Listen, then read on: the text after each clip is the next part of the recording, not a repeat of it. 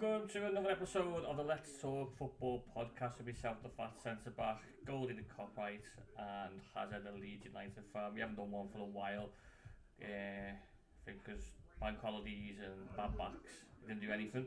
But we're here today, and we're going to start off with obviously the news that broke out today, and it's the point deduction for Everton, which has dropped them down a place, and Brentford have now took over. And it separates the bottom, but Luton and Forest by 2 points. So, what are we thinking, lads, about the point deduction? It's what the league's corrupt. We all know this. They're just bad the time taking on like the don't get offended like little ones as it were Whoa, because he whoa, whoa, whoa. but yeah the little ones rather than taking on like the big fish as it were like your City and whatnot. But yeah, I think the Yeah, league. We all know the league's fudged. They're picking on the smaller ones, but apart from Leicester City, we don't care if they get fudged over. They can get fudged over. I mean they definitely deserve it now. They definitely deserve so at Leicester from what they've reached. But yeah, same thing. Like I think it's a bit naff, and it's a bit naff. It's cropped up again late on. Um, how how it's come to light again for Everton to get a second one, but City nobody knows what's happening to City other than this possible new grading system or whatever they're going to bring in for penalties. It seems a bit naff, and I do think that they're trying to find ways and clean it up so that when it comes to City, that there's no big penalty on City, and it'll be a matter of oh we'll sweep it under the rug, pay a fine, we're all good. Yeah, and what puts now is that the league, now we know it's going to be extended. So, we're going to have to wait a couple of weeks after the league's over so we find out who actually has Mm. been relegated. But it might come down to where if Forest and Everton are safe, they might just leave it and pull out the appeal. But yeah, it's just bonkers. Absolutely bonkers. Don't do outrage, they don't. They never have, and they never will. They like to make it as complex and confusing as possible, and as one-sided as possible. Yeah, it's easy as we said before in the group is if you break financial fair play, no matter how much you do it, this is the point deduction you get. This is the outcome. Everyone knows it's in black and white, done and dusted. That's the limit that you can lose in the year. No arguments. Yeah, I think even if you do it as a uh, so just to stop because you will get the likes of City and stuff that will just break it by millions and millions just because they can. Whereas like Everton and other clubs who don't have the financial backing would break it by a couple hundred grand, and the penalty be the same. I think you should have to have a threshold. If it's between minus £1 and £1 million, it's 3 points. If it's plus £1 million, it's 6 points, and plus like £5 million, nine. But whatever it be, whatever the parameters would be, but something where it's staggered. So it stops the teams like City. Because I think if you just said, "Oh, flat out, it's 4 points regardless," you would get a City to go, sack it. Well, we can just go and spend £300 million a week on wages for someone or this and other because we've got the money to waste. Or if the Saudis come in, we like Newcastle and just go, yeah, just throw money. We don't need to prove anything. We'll pay a little fine. We'll take 4 points. We'll win that back when we play Burnley or something. So it won't make a difference to them then. It's just like I just don't get the points side of it. The way it looks like everyone looking in outside looking in. It's like they're just making it up on the spot. Like well, we'll give them four, we'll give them two. Oh, you know what? Yeah, we'll take two back off those. We'll give them two. It just doesn't make sense. And obviously the Forest one should have been six, and they give them four, and he still appealed it, and they must have worked out a little deal with them as well. Yeah, that's I just don't get what I don't get the like you said the point system is made up. It seems to be made up, but I don't understand how Forest were getting the six, but then to four. You've got nine, but then they've reduced that, and then they've give you more. I don't get where it falls. but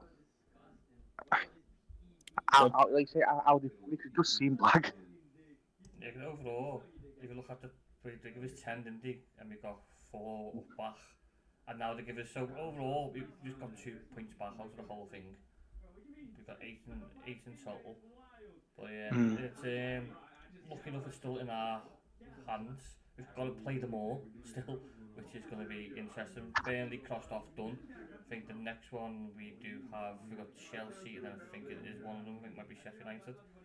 think it is Sheffield United. There's another big one. But Luton keep coming back. So we might as well jump onto relegation. Like Luton just seems to be got the knack of getting these late winners, which is horrible as Everton fans sit there and think, thank God they've lost. They're going to lose points, and then now they pop up 90th minute. I just got that feeling that it's just going to go right down to the last day, and Luton are going to stay up. It has got the makings of one of those where we're all going to end up having to watch like 6 different games on like 2 tellies, literally like split screen it off, and also we can keep on top of it. That's what they want, though. They want that competitive, because I think from over a few years back when City won league, when we had that all with them all Man U, and you were watching multiple games simultaneously. I think that's what they want, because at the end of the day, they don't care about football as a sport. They just care about it more as Sky Sports, as a TV show, it's a TV program, create as much drama as possible. And if they can, and they can in this case, they will love the fact that anyone can go down on the last day of the season, and it's great for TV, and that's all they'll care about. Yeah, literally. While we're sort of down towards the relegation, I think the VAR. I don't know if you've seen it. Have you seen the 2 penalties Everton haven't had from Bournemouth and then Burnley? Have you looked at? I just don't understand why they're not being given. Because you see them getting given in other games, and for some reason it comes to Everton and they're not seeming to get them. And the referee's got the perfect pitch angle for it. He's standing right there watching it. You can see the kicks, and then VAR looking at it, and they're not getting it. But then you see the little crap ones that they get on other games. You think, what is going on? Is there like an agenda down the bottom end? It definitely seems so. And obviously we all know VAR's a load of crap and all that. Should have got the pens and all that, but Man City, have you seen how quick anything against Man City, how quick it's wiped out? It's literally like, gone to VAR, done and dusted. And you're like, why is it so quick? Here comes the money, is it? Here comes the money. Literally. It's so strange. So, we're probably going to be saying this after every game week. Who do you reckon's going down? I still reckon it will be Sheffield United, Burnley, I think. The way it's going, Forest. Yeah. Sheffield United and Burnley, definitely, but at this moment in time, I can't really say a third one. It's like, it's still a bit up in the air. Like Burnley, Sheffield United, they're down, but then 8 teams still a bit up in the air. We've still got to think of, there's still Brentford and there's still Palace in the running forward as well. They're not out of it. Yeah. I think it's going to be a tight one. I want to say use a safe and it's in your hands, but then Bishy's always seems to bail out of it regardless. But I think the points, although last time seemed to spur you on, if he does again, great. But I think because of the points deduction, I think it'll give the others a little boost around you to go, hang on, they're not actually out of touching distance now. They are reachable. We can get to them, and like you see, you've got to play those teams. So the fight it'll be great to watch as a neutral, but yeah, I'd like to say he's a safe, and I think same Sheffield United, they're dead embedded. And I think Forest will be that third one to join with Burnley. And then we'll come and ask the same question next week, and it'll be all change.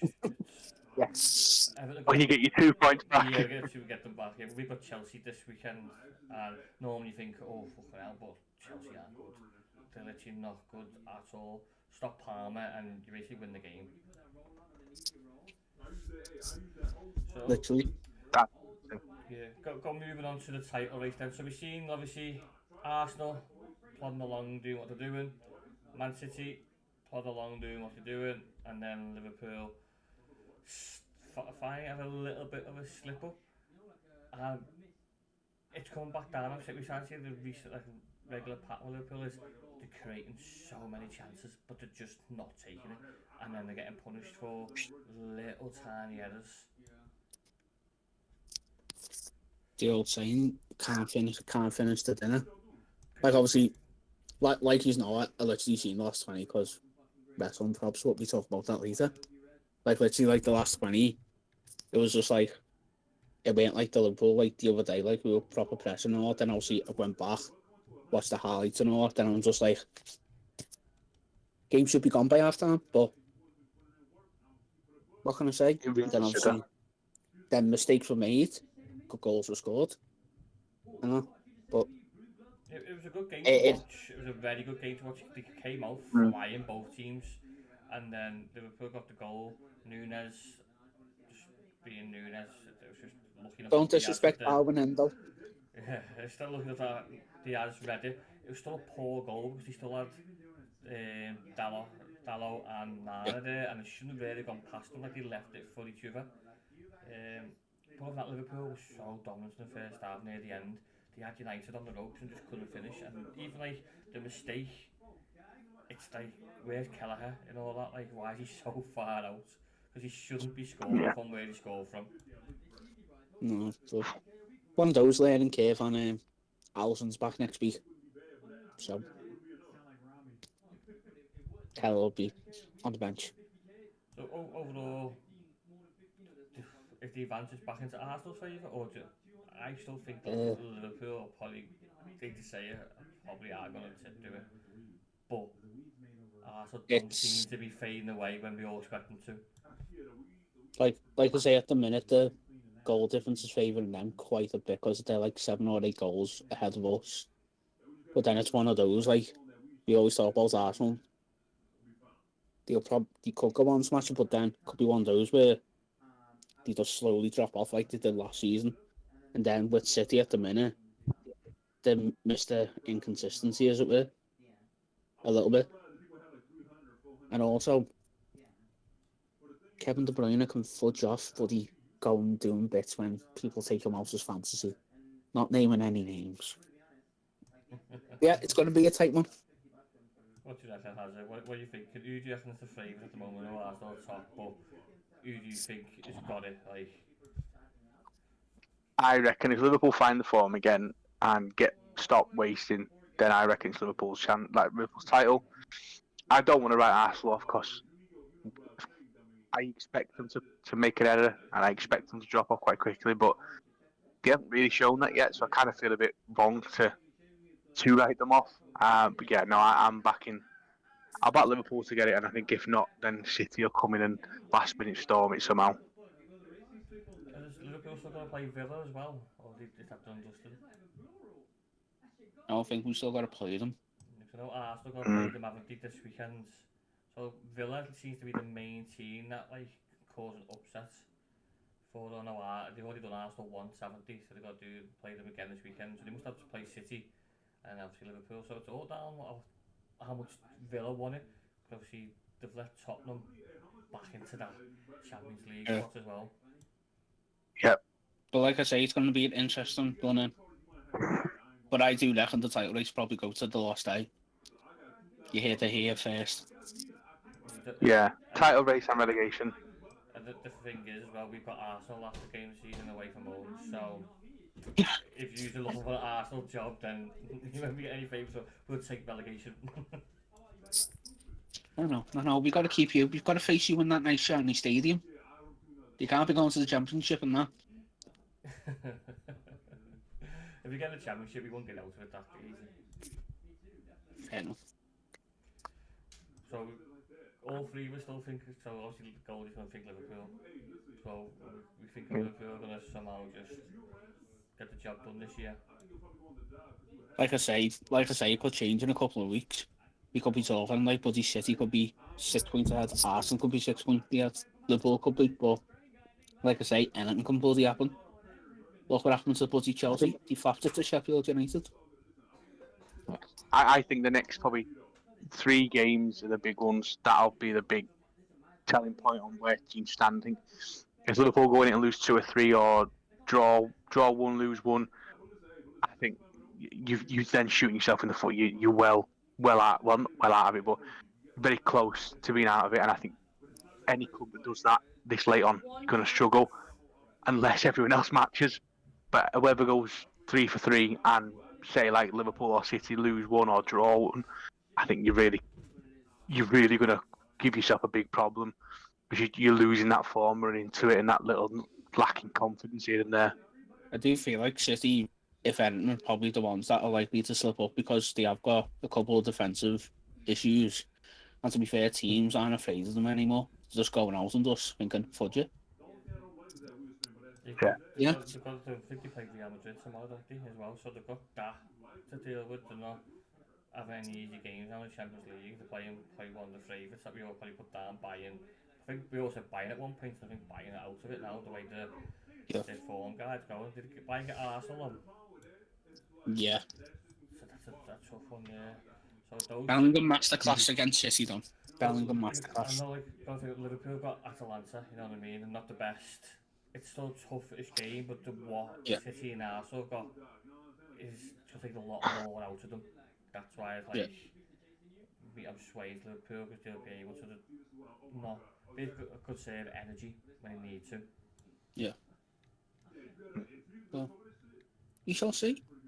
It's going to be interesting. The derby's going to be interesting now with the point deduction. It's going to add that bit more fire to it. I think that's on the 24th, isn't it? Yeah, Wednesday night, 8 or 8:15, something silly like that. Wednesday night, yeah. So it's going to be a great game. Like, the atmosphere is going to be mental for that one, especially with what's happening today. But yeah, so there's one now every weekend, looking over my shoulder, see what results are coming in. It's horrible, absolutely horrible. I thought this was all behind me now. But, yeah. A question for you. So, Everton stay up. Do they keep Sean Dyche? No. No. Reasons for it?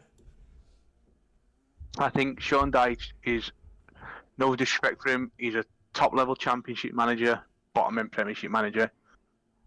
I don't think, for me watching Everton go from the last few years of having like Ancelotti in charge and Moyes, Ancelotti, all the bigger names in charge to now Dyche, and I say no disrespect to him, but I just don't think if you're going to be a European team, Dyche ain't going to get you there. He's a bit like Big Sam. He can save your backside a little bit, but he isn't really going to do anything continental-wise. I don't think the style of play would work. I honestly think if you played the likes of like some of the teams in La Liga or Serie A, I do genuinely think they'd probably have a field day with the Dyche system. Yeah, I just don't think he's the guy. He's not the gaffer to get you to the level that you just want to be at, and every club aspires to be. I think he's well off the mark for that. But I mean, I'd like to be wrong, but I just don't see it. I think you need some sort of fresh intake, new kind of start again, build up if you stay up. But then again, if you go down, I think the same thing: rebuild, new manager, new game plan, long-term vision. I think that's what it's got to be. I don't think Dyche has got that in him. But yeah, I was all for Dyche, but recently we've won one game since December, and it was Burnley, which we were expecting to win. I just find him very stubborn, stuck in his old ways, stuck with the same certain players. But recently he has dropped Jack Harrison, thankfully, and put Ashley Young on. That just shows you how poor we are. Harrison has had to be dropped for a 39-year-old. You're more than welcome to him, by the way. We don't want him. I think they're not bothered. You can. He's going through the same thing as Dwight McNeil at the moment, isn't he, with his girlfriend? There's something he's close to, or something like that. Yeah. Like I say, we've got a spare room here. He can come and keep here for a few weeks till he gets some digs in Merseyside if he wants, just so we don't have to go with him anymore at Leeds. I think he's going to have to come back to Leeds because we'll have to see the financial side of it. I don't think we're going to be able to afford him, are we? But yeah, I'm with. I think Dyche. I think get us safe. Thank him for keeping us up twice, and then look at someone who doesn't really know the club. You know Graham Potter. These rumours he's going to Ajax. Fair. Right. Yeah, but I've seen a lot of people talking about Eddie Howe will be let go and he'll become the Everton manager to lead them into the new stadium.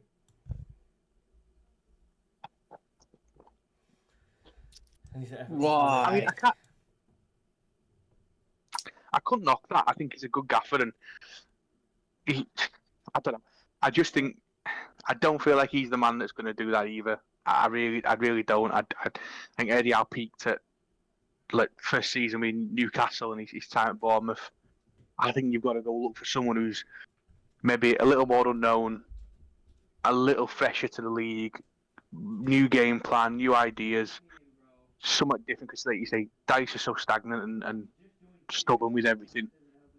You just need. I think you need to come and get a new system and go. This is the way we play now. This is the plan. I'm going to sign X, Y, Z. Like look for us. We like when Bielsa come. We had Somerville signed dirt cheap as a kid, and now look at him. He's probably. I will hands down say he's the best wing in the championship by a country mile, and I think he'd do a job at most clubs around Europe.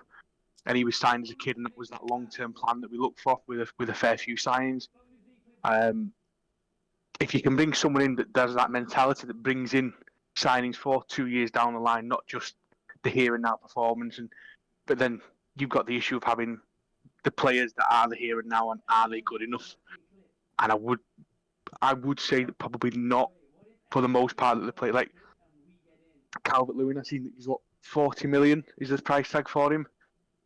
I wouldn't pay 40 million pound for him at all. I think 10 million is probably pushing the boat a bit there. It's because he's English, isn't he? And that's the only issue. They boast the price up. But even if you look at the results against Burnley, it took a mad goal for us to beat them. Yeah. We didn't really create much. Burnley didn't create much. And it just shows you, like, he's stuck. There's no other plan. It's easy for a manager to come in and go, right, just be physical. Just be stubborn. Be hard to beat. And you will get a chance. It's the mentality of too many people worry about other teams rather than let them worry about yourselves. Yeah. And that's what I think separates big managers from big clubs. There's that mentality of, right, yeah, even though we are Everton, let's go and play, let's go and get at them. Don't be fearing them. Don't just sit off them and let them have all the ball. Go and take the game to them. It's with that football identity, I think, for me, that clubs have a style of play and a way they want to play, and I understand managers bringing different styles of play, but I just don't think there's an adapted culture of how Everton are going to play. It does feel like each week it's slightly a different adaptation of kind of 4-4-2 Brexit football, and again, it works to save maybe, but to go and push on and compete for Europe like you want to do, I just don't think it's going to work. It's a very old dated system and just won't continue. Yeah, I feel like Everton haven't had identity since Moyes went. We knew what you got with Moyes. You knew exactly how we played, what everyone's job role was. And one of the things he did is that you need to be up for fight as well as playing. We can mix it. That's the thing we had. We could mix it. We could go to battle and scrap and fight and make it horrible, but then we could actually play at the same time. Where now it's just got the battle with no quality. Yeah. But yeah, I'm with you on Dice. Is there any other managers that you think to see, like Pochettino? Probably a fair one. Does he stay or does he go? I reckon he'll end up getting fudged off in the summer. I just got that feeling, like, obviously literally they're relying on Palmer literally to try and get them through games and everything like that. I'd shown last Thursday in that fucking minor couple of minutes against United. But I do feel like he's just, say, maybe not suited to the Chelsea way. If that's even such a thing. Like, he's come in, he's tried to put his stamp on those, the most random bunch of transfers ever. Literally 40 manager transfers. Cole Palmer, that's a good one. I'll give him that. And then just, like, Chelsea's lost away since bloody Jose. That's my view. Outside looking in, sort of thing. I would think we probably would look at getting rid of him, but I think now club owners are fearful of getting rid of these managers on big contracts because of FFP. So they're going to be stuck with them for a bit of a considerable time before they go, you know what, yeah, give them another season because then we don't have to pay 10 mil. And that might just get us over the line for FFP. Yeah. Just madness. Because the guys got 8-year contracts, haven't they, some of them? Yeah, Mudrich. So Pochettino, so I reckon it should look to go. Some teams are suited Chelsea. Goldie thinks the same. What are your thoughts as it on him? Yeah, I'm torn. So I think if you give him time and you let him make the signings, I don't fully believe that this Mudrick 8-year contract and a bit of Pochettino deal. That seems more like a board of directors kind of signing. Yeah, he doesn't seem right. Um, he obviously brought Palmer in. Palmer's getting that game time, and if you, like they said on Sky the other week, you can probably build a team around him. You could probably save a fair few quid with some players that could go. I think you've got that Madwecki, cracking winger. Keep him. He's a young kid. He's talented, but cut back where needed and rebuild the squad. I think that's the big problem with the bigger clubs is that they don't just go and will rebuild over 2 seasons or try and implement a new style. It's just a matter of right. Let's just go and spend 300 million quid, and they should all play together because we know how we want to play. I reckon Poch will stay, and as you say, for FFP, and I think they've got to give him time. I think there's a new ownership coming in there, or that Bowie's stepping down or selling his shares or whatever. So Yeah, I think it'll be a matter of 2027 or something madness. yeah. That's So I just think give it another year, and then they'll know as it's settled, or for when the Bowie stuff kind of goes out, that they'll know who they're going to bring in to replace at that point. I was going to say about Chelsea. So I forgot. Like literally, my mind went blank with it for some reason. Yeah, literally, my mind went blank. And that's it. The rebuilds. Is it because the big club they don't get the chance to rebuild? It's like the there and now, as you say. It's like we go and go. Oh yeah, we're here for the future, and then you have a few bad results, and then you go bang out. You're like, so what was the future? You give me this team. This is the way we're gonna go and play. These players aren't suitable, so I need to get rid of a few and bring a few into it, that style. But do you reckon that's where the pressure of big clubs is? They demand instant results straight away. Can also say, obviously talking about rebuilds, I feel like using Liverpool as a perfect example. Obviously got rid of Hendo, then replaced them. Got rid of Fabinho, replaced them. Got rid of someone else, I think it was. Lallana, Milner, and replaced them. I just think we got rid of Hendo, Fabinho, Lallana, Milner, and we brought in Slobslide, Woody McAllister, and Darwin Hendo.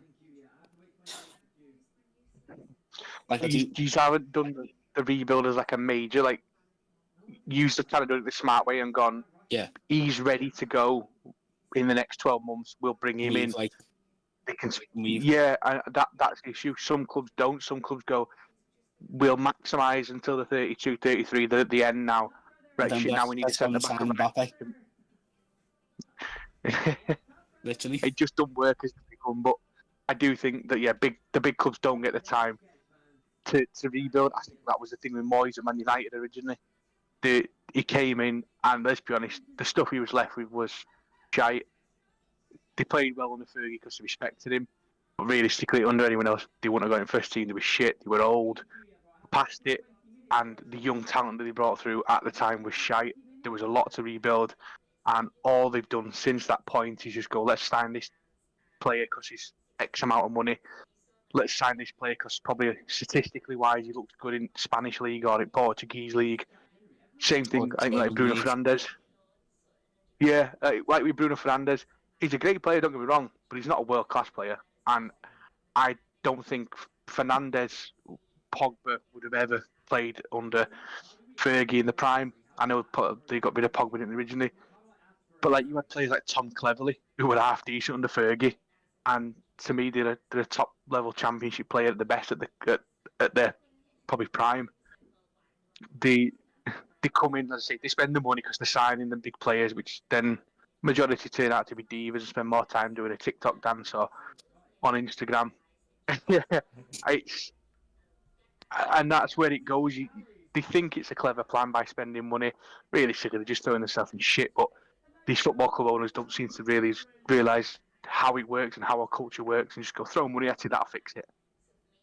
Yeah, and the way Klopp done it is he sacrificed Champions League football for it, didn't he? He's like, he knew it in his head, and he knew City were a powerhouse, everyone's favourites, no one was going to get near them, so he probably thought, you know what, I'll take my time, I'll get the season out of it, rebuild, I'll give you the foundations now for someone else to come in and take over and build there, where obviously Alex Ferguson got to the point where it's like, yeah, these are all pensioners now, these are all fucked, the talent shit coming through, I'm getting out of here because I can't rebuild this in a year. So, yeah, I get Moyes in and let him pick up all the slack. And ever since then, United to be on a constant rebuild and still can't get it right. Yeah. It's got to be It's the modern day attitude. rebuild. There was a thing. Was it Rooney did one of them podcasts with or something with Keane and all that. Oh, the overlap thing. Yeah, and he said about how like they come in and they're straight on the phone and things like that. Like I flat out would be an hour before kick-off, turn your phone off, it goes away. You come out of the game, you come do your post-match talk, post-match debrief with the team, do your meet after the match. Sorry, the same like after the match. Keep your phone off till you've done the team talk, you've had your media shit, you've got sorted, whatever, and then when you're ready to leave, then you go back on your phone. But if you're on that phone 10 minutes before kick-off on the phone to your missus, why? Like, what do you need? I mean, your missus knows exactly where you're at. You're a world athlete. If she wants to see what you're doing or checking on, you just turn Sky Sports on. It's not hard. So there's no necessary reason, unless it's an emergency, to be on it. Do you know what I mean? I'm pretty sure if there's an emergency, there's somebody at the club that they can ring. And so I just don't get it. I don't get how. I've seen it before. I've seen players tweeting 30 minutes before kick-off in dressing room, and like, what are you doing? Get your head in, focus on a game, you dick. You're getting 200 grand a week to kick a ball around. Just turn your phone off. You don't need to be on Twitter or X or whatever it's called now. Drew McIntyre did that last night during the match.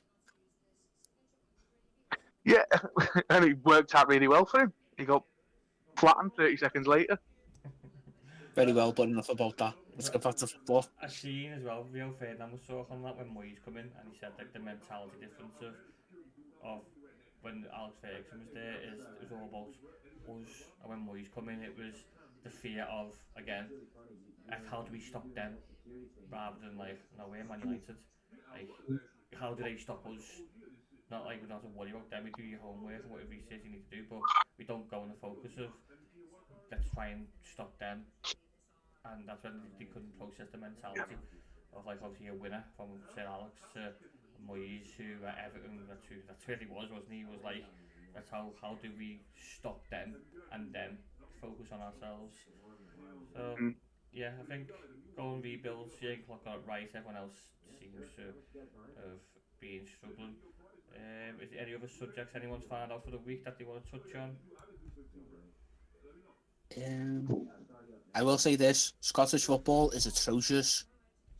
That whole thing yesterday, it was a good game, but that VAR call for the second pen was. We got some bad decisions, and I can't believe them. To be fair, I watched the Melbourne derby the other day in the A-League, and I have to admit I really, really enjoyed it. The football wasn't the greatest, I'll give it that. But the fan culture was mint. They had a bird on before playing Seven Nation Army with a trumpet or saxophone or something like that. Honestly, it was mint. The actual gameplay, and it's the second time I've watched an A-League game this year. I'm actually warm into a little bit, and I'm quite enjoying watching that football. It's not quality, but it's decent enough. Yeah. Does it mind you, like semi-pro, where the players actually do care? Yeah. Yeah, I mean, it's the Melbourne thing. You got Melbourne Victory, Melbourne City. Obviously, Melbourne City are part of that Man City bullshit of like New York and all that, and the money club. And you could see that the animosity from the Melbourne Victory fans are like that. you're a tourist club, you're a money club, you're nothing. You're the same that the Germans do with Leipzig. They can't stand them because it's all money and investment. And I love to see it, and you just don't get that kind of.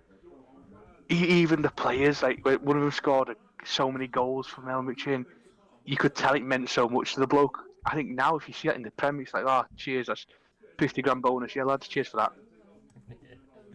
Here's one thing that did pop up that I noticed. Did you see the Fenerbahce thing? Oh, the Galatasaray Fenerbahce.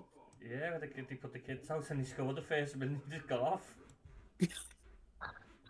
Proper scum club, Galatasaray. Proper scum. I don't know the ins and outs. Was it something to do with they had a game, a Euros game or something, and they had to field a weakened team because of it, so they just put the kids out because they had a big game. Was it something like that? I don't know. I don't know. I was seeing that over it, but it was just like, oh, just another day in the Turkish league. Yeah, but the opposition team clapped them off the pitch as well, didn't they, for doing it? I don't know. Yeah. It was just baffled. I think it was something to do with like a fan as well, or something like that as well. You know, like to do with fielding like a weakened team. Fielding a weakened team or like an unregistered players. I think there was something around those lines. Just Turkish football for you. Madness. Absolute madness. I couldn't believe I was seeing it. Like, the fans are pure goal for him. Like, I don't know what's happening here. I don't see them walking off. At first, I thought someone had a racist chance at them. So just getting off. And then when I see something like they put the kids out because of the dispute going on, it's like, wow. Imagine making your fans travel all the way to that final and go, yeah. So it was like, mate, first minute in and off. Yeah. Bit sly on that. It is, the fans are the ones that fucking hate in there, especially it was a cup final, wasn't it? Mm. They're Super Cup, wasn't it? They're like big league cup. Crazy seeds. Is there anything else that happened over the weekends around the world? I know Bayer Leverkusen can win the league this weekend, can't they? You can wrap the league up. Yeah. Up the shabby, Alonso. Haven't lost a game. Like, they were invincible. I think they haven't lost a game in like 41 or something like that. 41 games unbeaten. Shabby Alonso. And good on him for staying there as well. Yeah, he's built something. Like, he's in no rush. He's gonna get a big job at the end of it. When he calls time, he will get a big job somewhere. So fair play. Say, you know what? No, I've built this team.